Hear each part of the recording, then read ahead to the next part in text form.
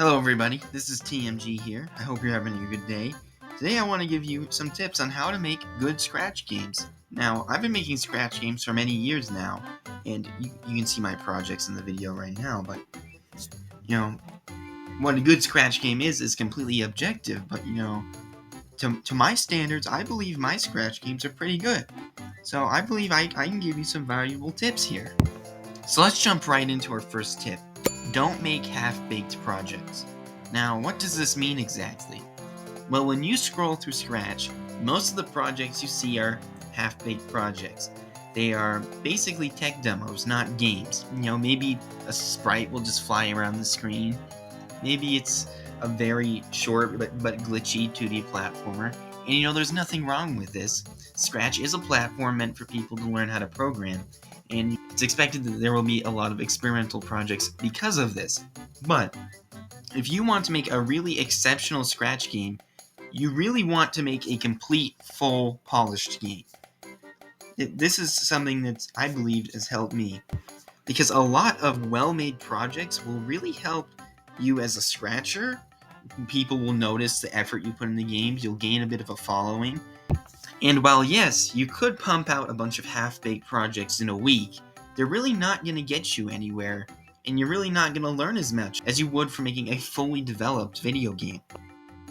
My second tip is don't rush the process. Now, what do I mean by this? Well, a lot of people start making a Scratch game, and they want to finish it in a week. Well, I hate to break it to you, if you really want to make a good Scratch game, it's going to take a lot more than a week. Every Scratch game I've made has at least taken me a few months to make. And my really good ones, almost half a year. So take your time. Scratch games are not something you just pump out. They're not like, a YouTube short or something. They're not something you can do in 30 seconds. It's something that takes time and dedication. And that's to make a good game, because you want it to be polished. You want it to feel like a fully developed idea. My third tip is make the game that you want to make. While it can be easy to chase popularity on Scratch, this often isn't a fun way to make games. You're not going to have fun making games that are made to be popular. Make the game that you want to make. Make your dream game. Because if you're working on a project that you don't really like or care about, you're not going to spend the time to put the polish into the game to really make it a good game. And it'll just end up being another half-baked project. You really have to love the game you're making. You really have to enjoy this game you're making.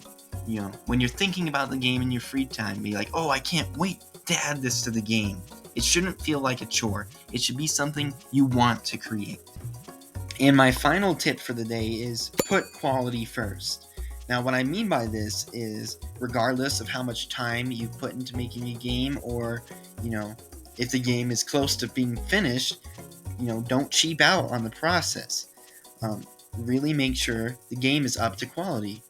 I mean, my 3D Mario game I made in Scratch, there was a few times where I made the engine, I made a few levels, but I decided there were some things wrong with the engine, and it just wasn't as fun. And instead of settling with that and just moving on, I restarted the whole project. And you know what? The project turned out way better than it would have been otherwise. Don't be afraid to restart your project if you have to, because the game will be better. Okay, so those are the tips I would give to anyone wanting to make a truly exceptional Scratch game. I hope you enjoyed this video, and I hope you found it entertaining and useful.